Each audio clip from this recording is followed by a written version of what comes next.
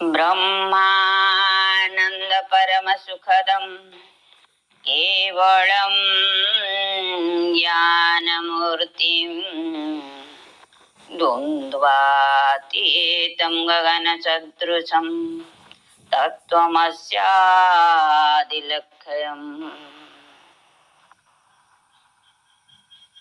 परम आनंद, परम सुखदायी, केवल ज्ञान स्वरूप, द्वंद्व अतीत एक तत्व, से एक तत्व को मो सप्रेम जय जीव जनाई आरंभ करुछि आजिर सत्संग। हे श्रद्धालु श्रोतृवृंद, आज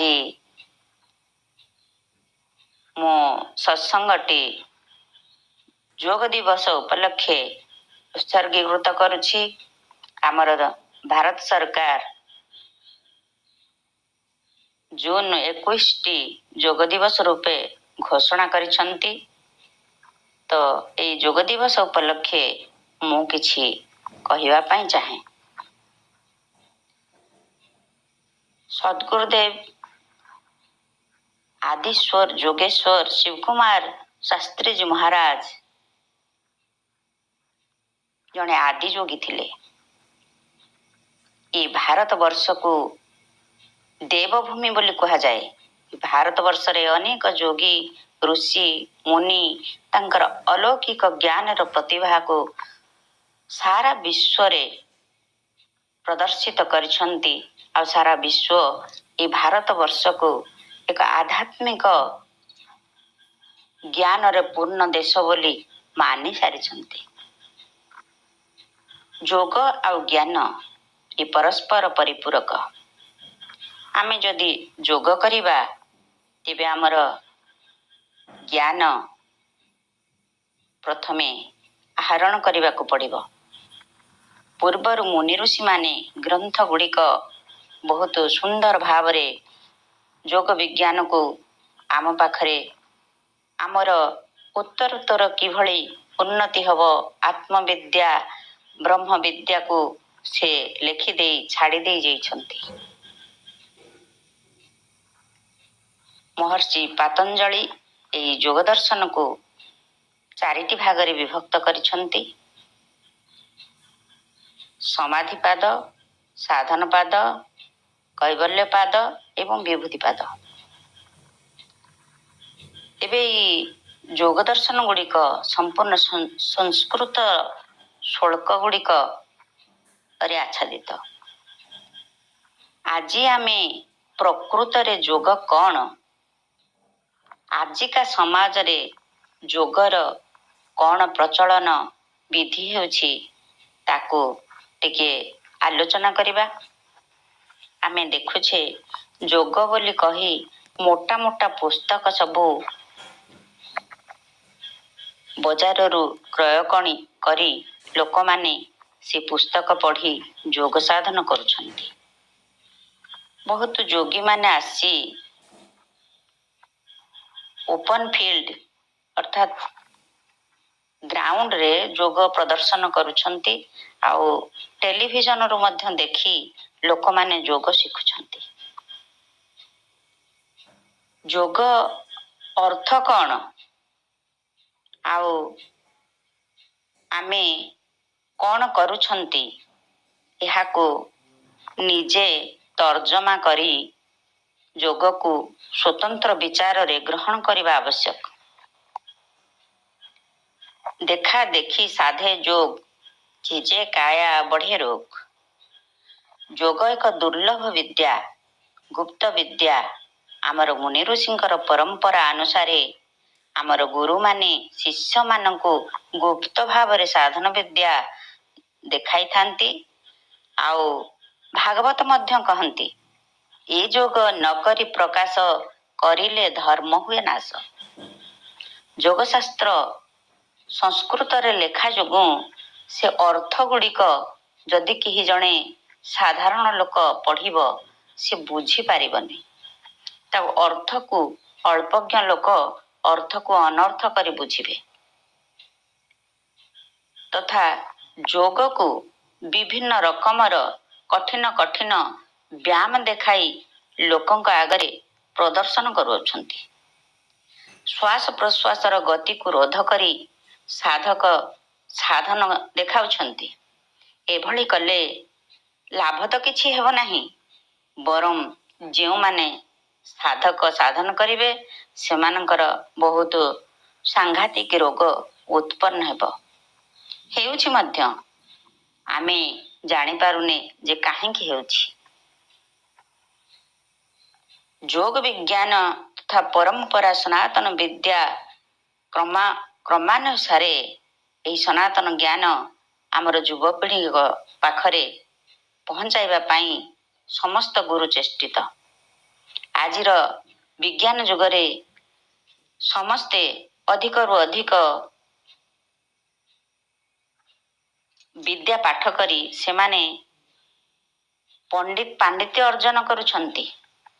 ଜଣେ ଭଲ ବୈଜ୍ଞାନିକ ହେବାକୁ ହେଲେ ସେ ବିଜ୍ଞାନ ବହି ଗୁଡ଼ିକ ପଢୁଛନ୍ତି। ଡାକ୍ତର ହେବାକୁ ହେଲେ ଭଲ ଭଲ ଡାକ୍ତରୀ ବହି ପଢି ଡାକ୍ତର ହେଉଛନ୍ତି। କିନ୍ତୁ ଜଣେ ପ୍ରାକ୍ଟିକାଲ ଯେତେବେଳେ ଡାକ୍ତର ଗୋଟିଏ ହୁଏ, ସେ ପ୍ରାକ୍ଟିକାଲ ଅନ୍ୟ ଜଣେ ଡାକ୍ତର ପାଖରୁ ଦେଖି ସେ ବିଦ୍ୟାଟି ଜାଣେ ଆଉ ଜଣେ ଲୋକକୁ ଅପରେସନ କରେ। ସେମିତି ଯୋଗ ବିଜ୍ଞାନ ମଧ୍ୟ ଏକ ଏମିତି ବିଦ୍ୟା ଆମର ଗୁରୁ ପରମ୍ପରାରେ ଚଳି ଆସିଛି ଯେ ଗୁରୁମାନଙ୍କଠୁ ଆମେ ଶିକ୍ଷା ଗ୍ରହଣ କରୁ। ବିଜ୍ଞାନ ବହୁତ ବଡ଼ ବଡ଼ ଉଦ୍ଭାବନ କରିଛି, କିନ୍ତୁ ଯୋଗ ଆମର ପୂର୍ବଜମାନେ ଛାଡ଼ି ଦେଇ ଯାଇଛନ୍ତି। ପାତଞ୍ଜଳି ଋଷି ଯୋଗକୁ ଆବିଷ୍କାର କରିଛନ୍ତି। ଏ ବଡ଼ ବଡ଼ ଯନ୍ତ୍ର ଗୁଡ଼ିକ ଉଦ୍ଭାବନ କରି ଆମେ ବହୁତ ପ୍ରକାର ସୁବିଧା ସୁଯୋଗ ପାଉଛେ। ବଡ଼ ବଡ଼ କଳକାରଖାନାଠୁ ଆରମ୍ଭ କରି ଉଡ଼ାଜାହାଜ, ବୁଡ଼ାଜାହାଜ, ସ୍ଥଳ ପଥରେ ଚାଲୁଥିବା ବଡ଼ ବଡ଼ ଗାଡ଼ି, ଏସବୁ ଆମର ବୈଜ୍ଞାନିକ ମାନଙ୍କର ଏକାଗ୍ରତା ବିଦ୍ୟାର ଫଳ। କୌଣସି ବିଦ୍ୟା ବି ହେଉ, ଯଦି ମନୁଷ୍ୟ ଏକାଗ୍ର ଚିତ୍ତରେ ଅଭ୍ୟାସ ନ କରେ ସେ ବିଦ୍ୟା କେବେ ସାଧିତ ହୋଇପାରେ ନାହିଁ। ତେଣୁ ଯୋଗ ମଧ୍ୟ ଏମିତି ଏକ ବିଦ୍ୟା ଯାହାକି କରିବା ଜିନିଷ, ଏ କୌଣସି ଶୁଣିବା ବା ଦେଖିବା ଜିନିଷ ନୁହେଁ। ଆମେ ବିଜ୍ଞାନକୁ ଜଡ଼ ବିଜ୍ଞାନ ମଧ୍ୟ କହୁ। ପଦାର୍ଥ ବିଜ୍ଞାନ, ଜଡ଼ ବିଜ୍ଞାନ, ଏ ଅଣୁ ପରମାଣୁ ରିସର୍ଚ୍ଚ କରି ବହୁତ ବଡ଼ ବଡ଼ ଦେଶମାନେ ସେମାନଙ୍କର ଅର୍ଥନୀତିରେ ଅଗ୍ରଗତି କରିଛନ୍ତି। କିନ୍ତୁ ଏଇ ଅଣୁ ପରମାଣୁର ବୋମା ଯୁଦ୍ଧ ବେଳେ ପକାଇ ପରସ୍ପରର କ୍ଷତି ସାଧନ କରୁଛନ୍ତି, ଯାହାଫଳରେ ଗୋଦଡ଼ କୋଡ଼େ ଯେତେ ମାଡ଼େ ସେତେଭଳି ବିଜ୍ଞାନ ବିନାଶମୁଖୀ ହୋଇପଡୁଛି। ଆମେ ଦେଖୁଛେ ଯୋଗ ଏକ କ୍ରିଏଟିଭ ଆଇ, ମାନେ ବିୟଣ୍ଡ ସାଇନ୍ସ। ଯୋଗ ନୂତନତା ଆଣିଦିଏ। ଆମର ଶରୀରର କୋଷ ଗୁଡ଼ିକର ନୂତନତା, ମୃତ ହେଇଯାଉଥିବା କୋଷ ଗୁଡ଼ିକ ଜୀବନଦାୟିନୀ ଶକ୍ତି ଆଣିଦିଏ। ଯେମିତି ଆମେ ଦେଖୁଛେ ଯେ ଋତୁ ପରିବର୍ତ୍ତନ ହେଲେ ବସନ୍ତ ଋତୁରେ ଗଛ ଗୁଡ଼ିକ ସୁନ୍ଦର ଭାବରେ ସବୁଜ ପତ୍ରରେ ସଜ୍ଜିତ ହୋଇଯାଇଥାନ୍ତି। ସେମିତି ଯୋଗ କରୁଥିବା ଲୋକ ସୁନ୍ଦର, ନିରୋଗ, ଯୁବା ଆଉ ଆୟୁବାନ ହୋଇଥାଏ। ଆଜି ଆମେ ବିଭିନ୍ନ କ୍ଷେତ୍ରରେ ଆଗେଇଛେ, କିନ୍ତୁ ଯୋଗ କ୍ଷେତ୍ରରେ କେତେ ଆଗେଇଛେ ଆମେ ନିଜକୁ ନିଜେ ତର୍ଜମା କଲେ ଜାଣିପାରିବା। ବହୁତ ମହାମାନବ ମାନେ ଆମ ଯୋଗ ଶିକ୍ଷା ଦେବା ପାଇଁ ପରମ୍ପରା ଅନୁସାରେ ଗୁରୁ ହୋଇ ଆସିଛନ୍ତି। ତାଙ୍କ ମଧ୍ୟରୁ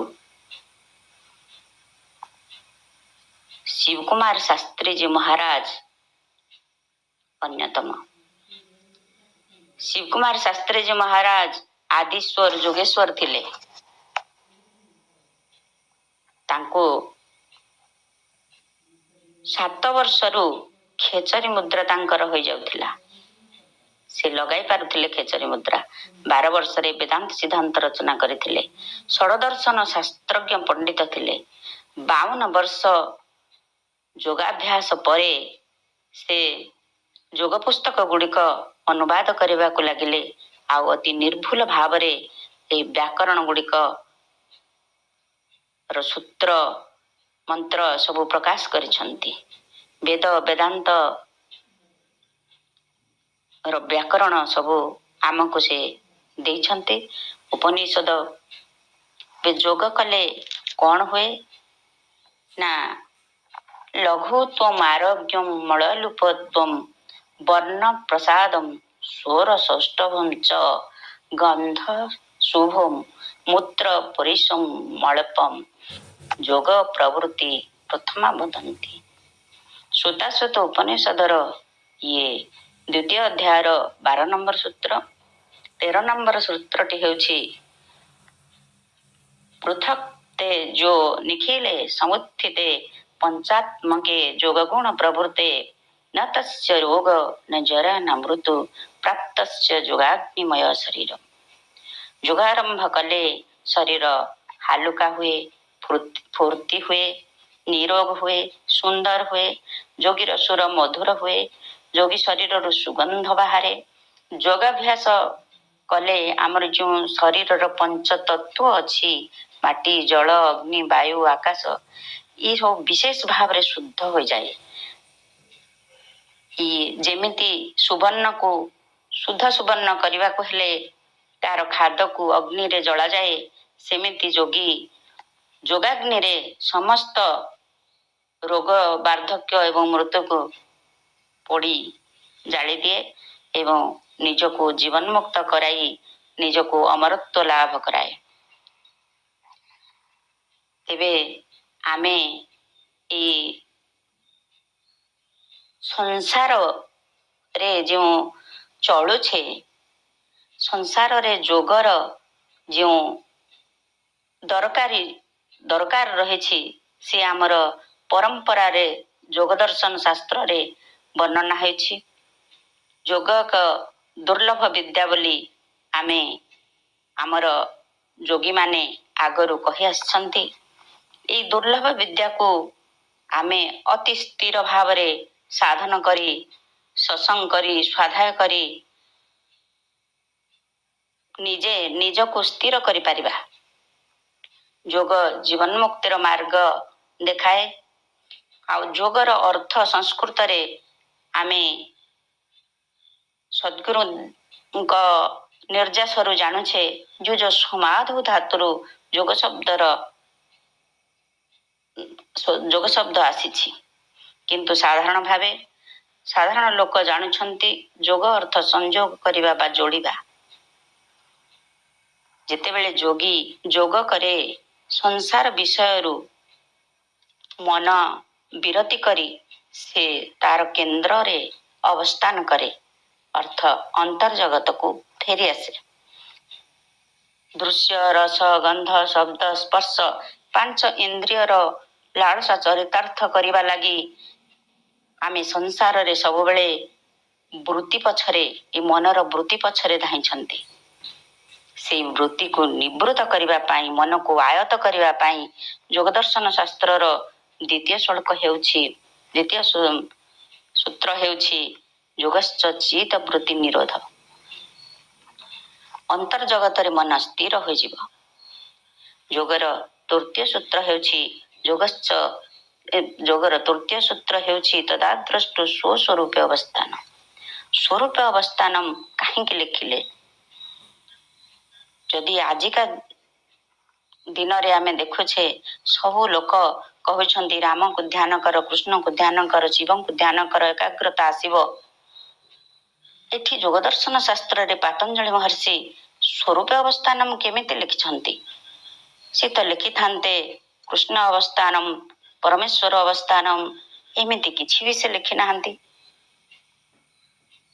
ତେଣୁ ଆମେ ଭଲ ଭାବରେ ନିଜକୁ ପ୍ରସ୍ତୁତ କରି ସ୍ୱତନ୍ତ୍ର ବିଚାରର ନିଷ୍ପକ୍ଷ ବିଚାରରେ ସ୍ୱତନ୍ତ୍ର ଭାବରେ ଆମେ ଯୋଗ ବିଦ୍ୟାକୁ ଯଦି ଗ୍ରହଣ କରିବା ତେବେ ଆମକୁ ଆମର ଯୋଉ କର୍ମ ଯୋଗର କର୍ମ ଅନୁସାରେ ଆମେ ଫଳ ଭୋଗ କରିବା। 3ଟି ରତ୍ନ ଆମକୁ ଦରକାର। ସାଧାରଣ ଲୋକ ହେଉ ବା ଯୋଗୀ ହେଉ, ଭୋଜନ, ଜଳ ଆଉ ବାୟୁ। ଭୋଜନ ଆମର ଖାଦ୍ୟ ମେଣ୍ଟାଇଥାଏ। ଯିଏ ଯେଉଁ ରୁଚି ରଖେ ଭୋଜନରେ, ମନ ପ୍ରସନ୍ନ ରହେ, ସେ ସେଇ ଖାଦ୍ୟ ଖାଇଲେ ତାର ଭୋକ ମେଣ୍ଟିଯାଏ। ଜଳ, ଏଇ ଭୋଜନ ଆମର ଶରୀରରେ ଥିବା ଯନ୍ତ୍ର ବହୁତ ସୁନ୍ଦର ଭାବରେ ପରିଚାଳନ କରେ, ଅବୟବ ଗୁଡ଼ିକ କାର୍ଯ୍ୟକ୍ଷମ କରେ।